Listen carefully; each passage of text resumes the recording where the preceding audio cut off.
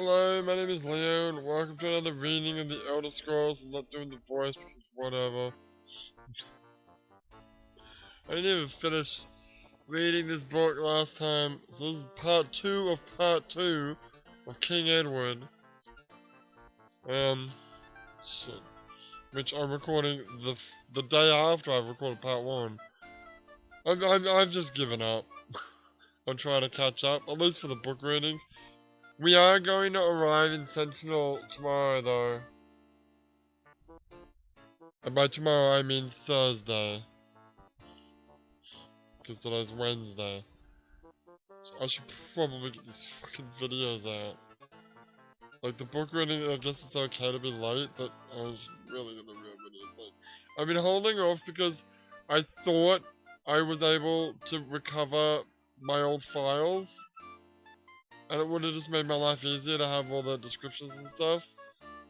But then when I spent ages yesterday trying to get them all, I finally went to go use them, and all the text documents were all corrupted and shit. I'm like, oh no, still shit. And now my computer's doing that old thing that it used to do back in the day, where it uses giant amounts of RAM for no reason. For what I think a lot of people have had this problem. What is it called? SCV host or something like that. I think it's Windows Update being a fucking bitch. And I'm just trying to Windows Update, shut the fuck up, right? I don't want you to update. That's the whole fucking reason why we had this problem in the first place. Jesus. Good news is my fan works on my computer. It doesn't overheat, and it only suddenly shut down once. But I think that was an unrelated incident, so it's okay. Anyway, shall we continue with this fucking story? This is a long bloody story, I'll tell you what. So where were we? We were here. I think we stopped. All this passed through my mind while Moylan stood waiting, not looking at me. You sure you read this? Yeah, we definitely read this. Okay. Lady Mara. What? I'm just making sure. I'm pretty sure I haven't read this. No, you haven't read this. You stopped here because it was a good place to stop. Sure, okay. So let us continue the reading of King Edward Part 2. Part 2. Okay. Lady Mara, help me choose wisely, I prayed. You want me as a wife? I could bring you nothing but trouble. Malera, I would have you to wife. I would have you to wife? And I want nothing but yourself. Ooh. He shed his cloak and wrapped it around my body, pulling the bedclothes away. Okay. Oh, so he wrapped a cloak around it and then took off her clothes underneath it. Sucks it. Marlon, wait! Is this right? Is this right what I do? Wording is really weird. Milady, if I thought this wrong, I should not be standing here. Of course, the choices you are given. Of the choices you are given, this one seems to be the most right. He swung me up in his arms and carried me to his horse.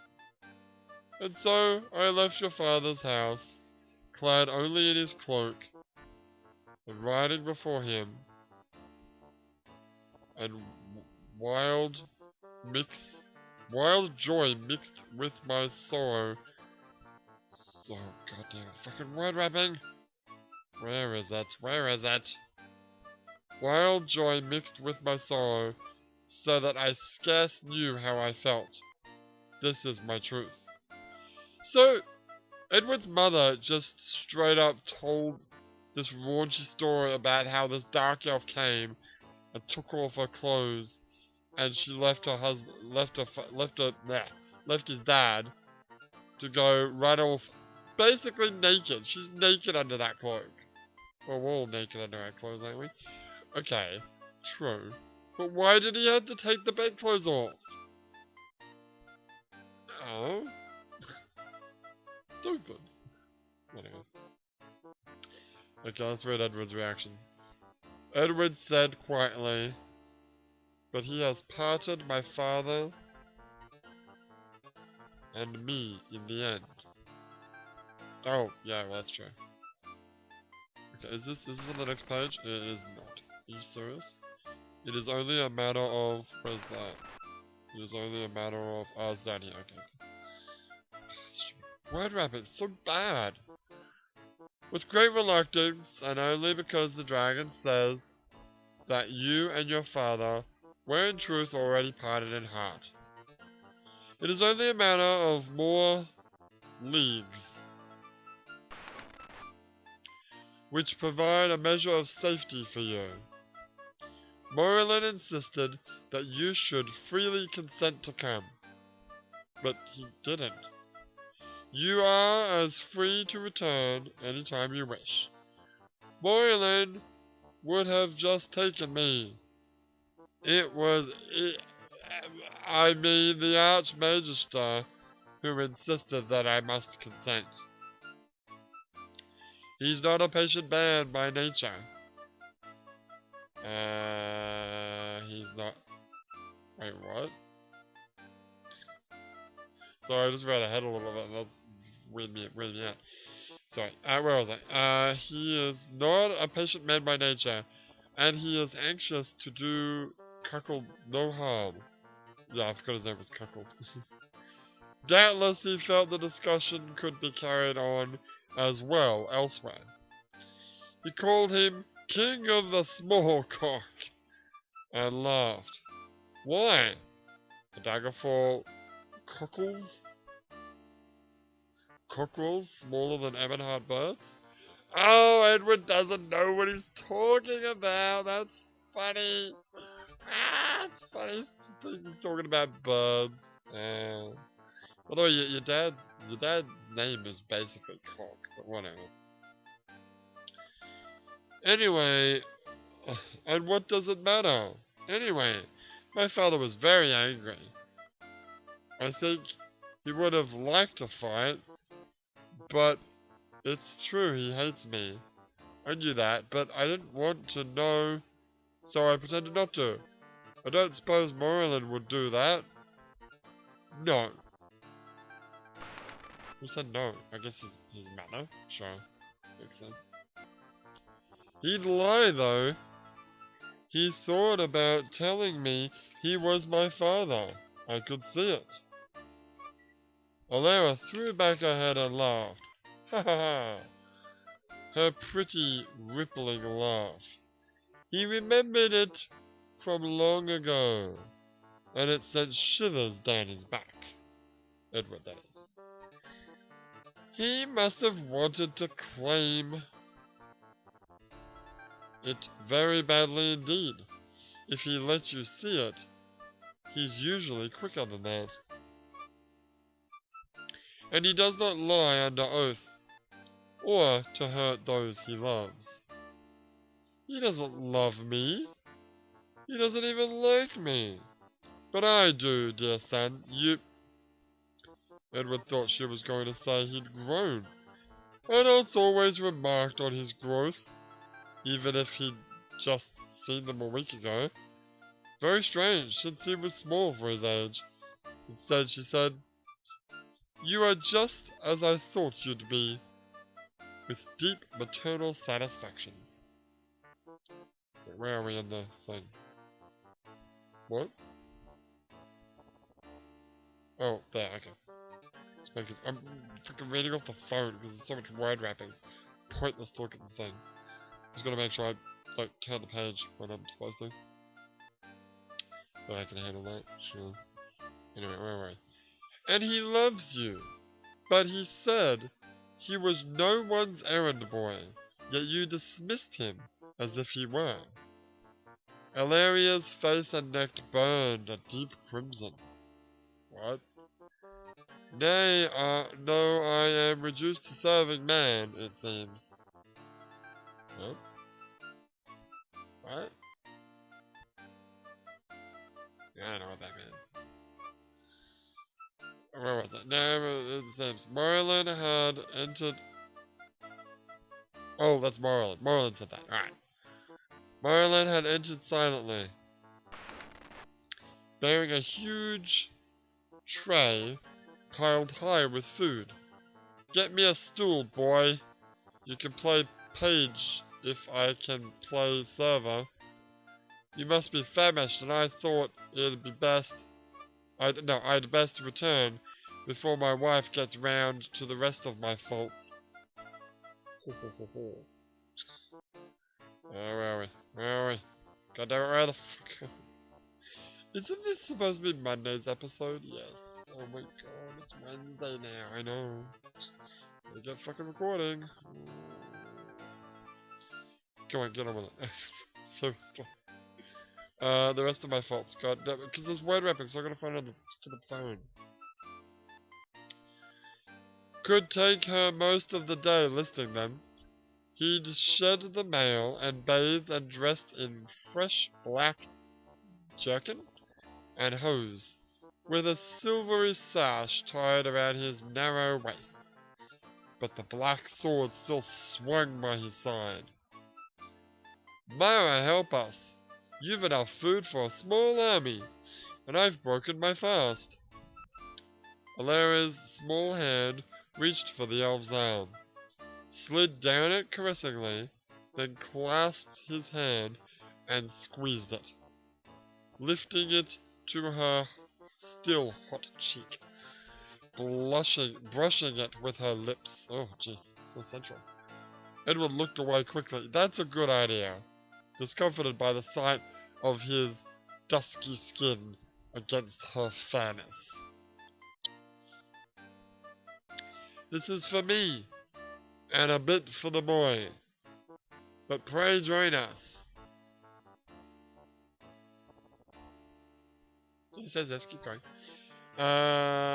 This is for me, and a bit for the boy. But pray join us. My dear, you've grown thin. Pining for me, no doubt.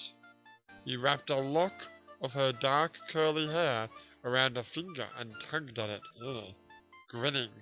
Then fell on the floor like a starving wolf. Attacking it with small silvery weapons instead of eating with his fingers as humans did. The food was wonderful. Edward ate until he could eat no more. I don't quite understand what just happened in that last paragraph, but we are going to move on. Oh wait. Oh, that's fine. Yeah. Eavesdropping. Eavesdropping? That's what it says. Eavesdropping, he murmured. That is the word, you idiot. Oh, sorry. I don't know, for some reason I thought it was eavesdroving or something. I don't know. What? Shut up. He murmured thoughtfully. He'd been mulling over a list of Merlin's faults while he ate, and realized too late that he'd spoken aloud. By Xanthar, boy, if you humans will shout your privy conversation all over the tree, d'ya expect me to shut my ears with wool? He tapped one of his large pointed ears. Edward hurriedly tried to remember what they'd said. What he'd said. Lying. Oh dear. Maybe he hadn't heard. So I'm a liar, am I, boy?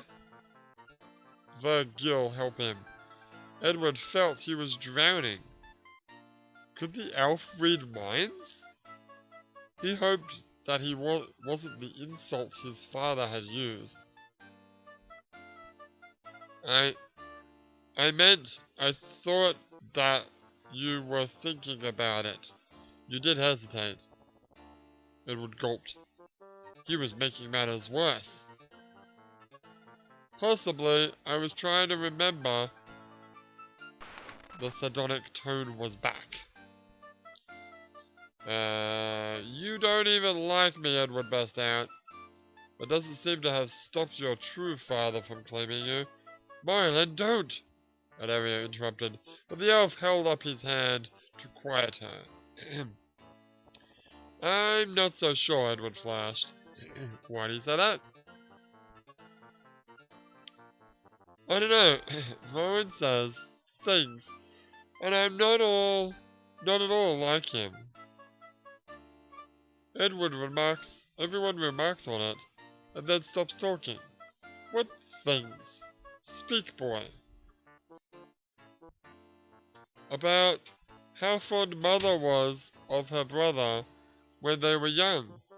How sad and angry he was when she was carried off. Yep. More like a lover, she said, than a brother. She says it very sweetly, but like she means something by it. Something too dirty to say. God damn it, I always get lost. Something too dirty to say. Other times, she talks about how elfin I look. Damn it. And how quickly after marriage I came. Not as quickly as her first son, though. Morian leaped up.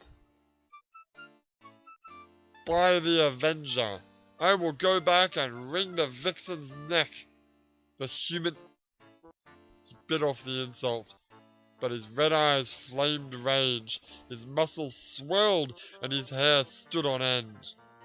You do not look half elven.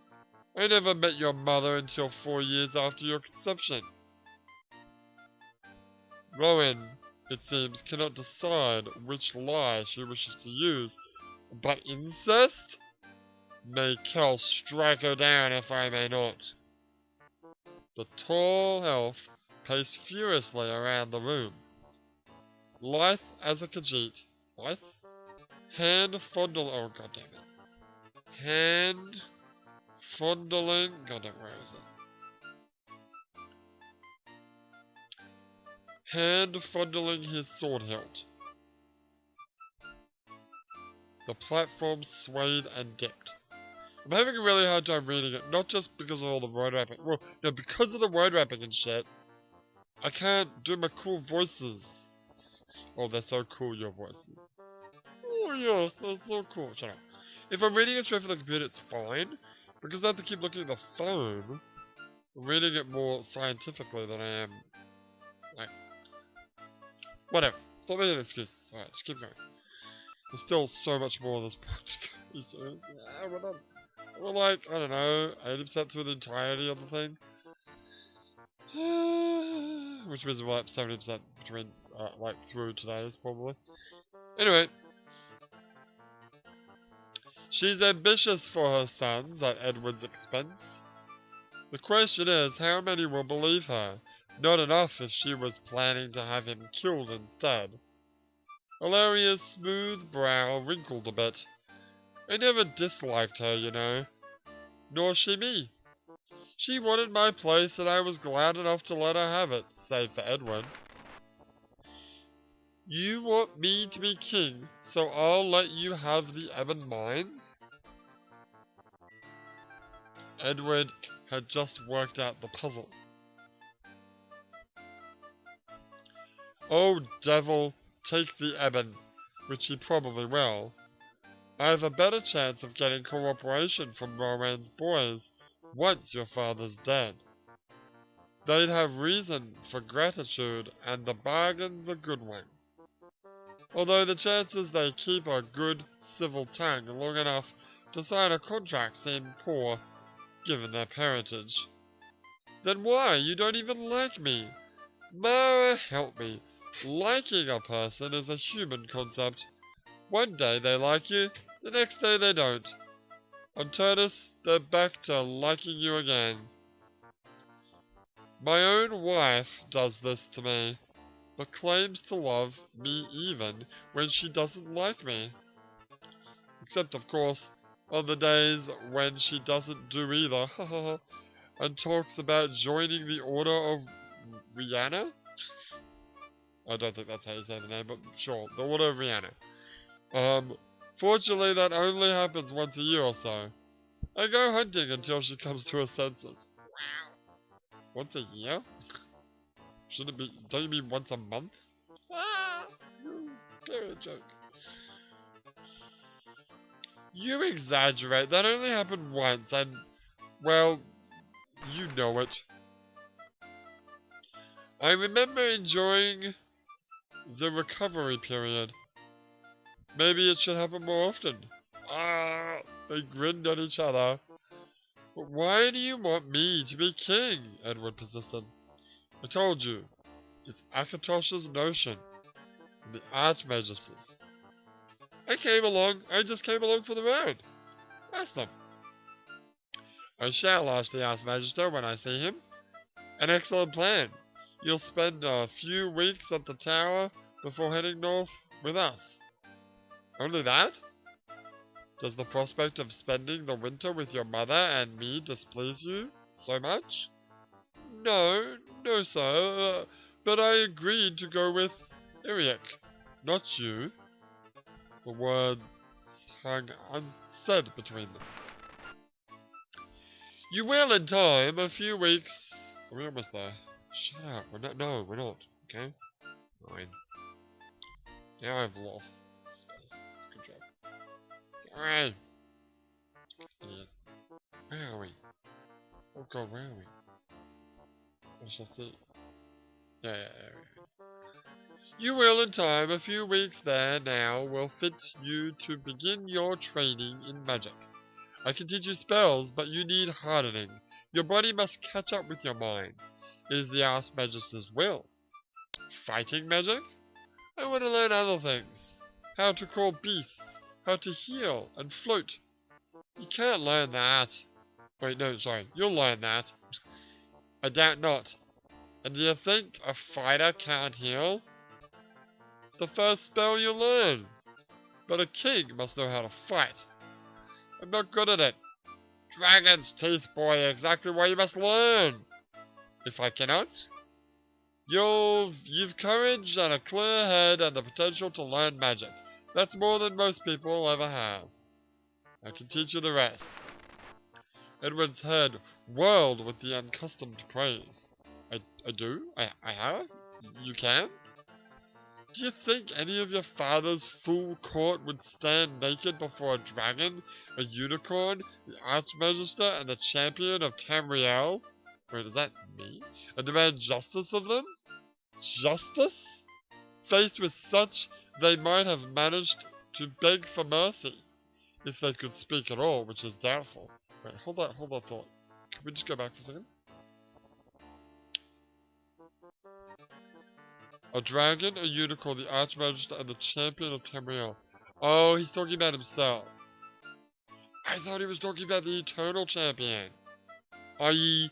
me from Arena.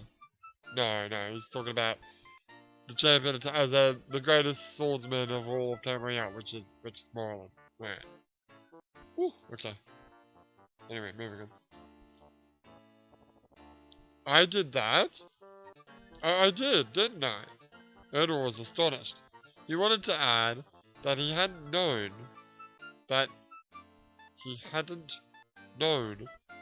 hadn't thought about it.